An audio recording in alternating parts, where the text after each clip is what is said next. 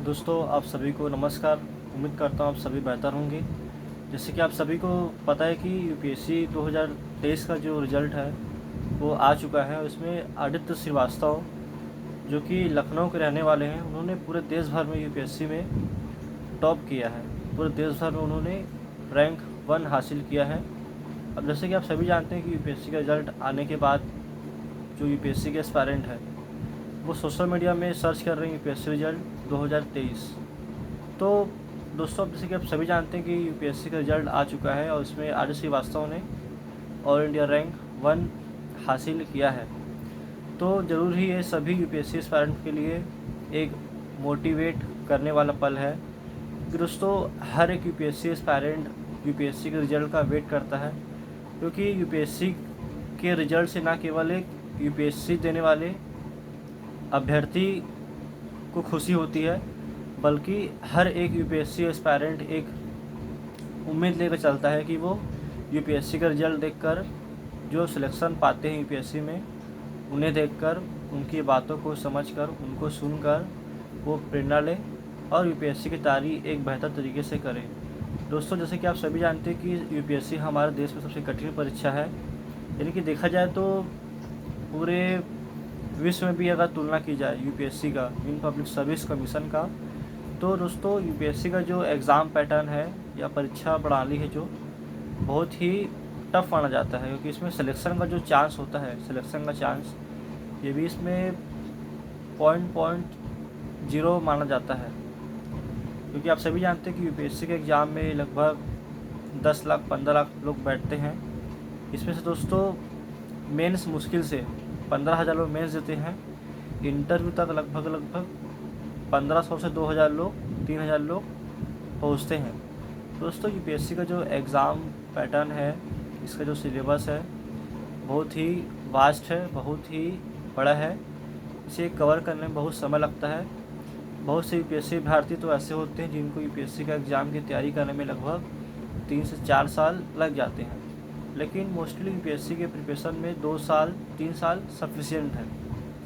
दोस्तों, मेरा आज का सेशन लेने का ये विचार था कि मैं आपको बता सकूं कि यूपीएससी का रिज़ल्ट आ चुका है और यूपीएससी के रिज़ल्ट की अहमियत हर एक अभ्यर्थी के जीवन में रहती है, क्योंकि जब वो रिज़ल्ट देखता है अपने जीवन में तो उसके अंदर एक अलग सी महत्वाकांक्षाएँ उत्पन्न होने लगती है कि वो भी जीवन में कुछ कर पाएगा। अब दोस्तों, मेरा मानना है कि जिन अभ्यर्थियों का यूपीएससी क्लियर नहीं हुआ है, या जिनका इस बार प्री नहीं हुआ है, मेंस नहीं हुआ है, या इंटरव्यू में उनको कम नंबर मिला है, तो मेरा सजेशन है एक यूपीएससी एस्पायरेंट होने के नाते कि आप कभी भी अपने आप को तोड़िए मत। क्योंकि दोस्तों जो एक खिलाड़ी होता है वो मैदान में लड़ना जानता है। भले आपको युद्ध के मैदान में असफलता मिली हो, वो अलग बात है, लेकिन असफलताओं से आप निराश होकर पीछे ना हटिए। क्योंकि दोस्तों एक वीर, एक साहसी व्यक्ति वही होता है जो चुनौतियों का सामना करके आगे बढ़ना जानता है और समस्याओं को समाप्त करके एक विजेता बनना जानता है। तो मेरा बस इतना ही कहना था कि आप सभी डटे रहिए, लगे रहिए। दोस्तों, यूपीएससी जीवन में सब कुछ नहीं होता है। जैसे कि बहुत से होते हैं कि यूपीएससी जिनका क्लियर नहीं होता है वो बहुत ही एक सैड फील करते हैं कि यूपीएससी नहीं हुआ। ऐसे ऐसे अभ्यर्थी होते हैं जो यूपीएससी को ही अपना पूरा जीवन मानते हैं। बहुत लोग यूपीएससी को ही पूरा अपना एक जीवन मानते हैं कि यूपीएससी नहीं होगा तो फिर क्या होगा। तो दोस्तों, यूपीएससी आपका पूरा जीवन डिसाइड नहीं करता है। यूपीएससी तो लाइफ का एक पार्ट है कि आपने यूपीएससी क्लियर कर लिया तो ठीक है, नहीं किया, अगर आपने यूपीएससी का तैयारी ईमानदारी से किया है, अगर आपने लगन के साथ यूपीएससी का एग्ज़ाम दिया है, उसको तैयारी की है, यूपीएससी की जर्नी को आपने अगर ईमानदारी से जिया है, तो यकीन मानिए आप किसी न किसी फील्ड में आप कामयाब हमेशा रहेंगे। क्योंकि दोस्तों यूपीएससी में plan B, plan C, plan D होते हैं और हर एक यूपीएससी एस्पायरेंट को प्लान बी तैयार करके रखना चाहिए।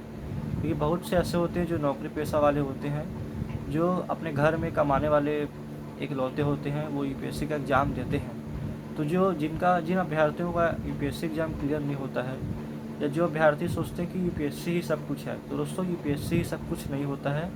यूपीएससी तो लाइफ का एक पार्ट है, एक एग्ज़ाम मात्र है, लेकिन आप यूपीएससी को ही पूरा अपने जीवन का एक पूरा पार्ट ना समझिए।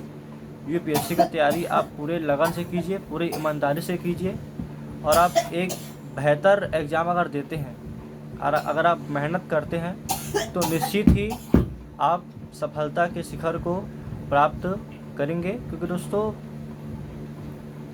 इस चुनौती के मैदान में, दोस्तों मैं फिर से बोलना चाहूँगा कि मैदान में तमाम चुनौतियाँ होती हैं, आप उसे स्वीकार कीजिए और आगे बढ़िए।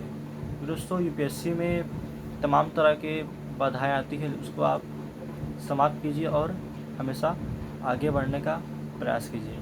जय हिंद, जय भारत।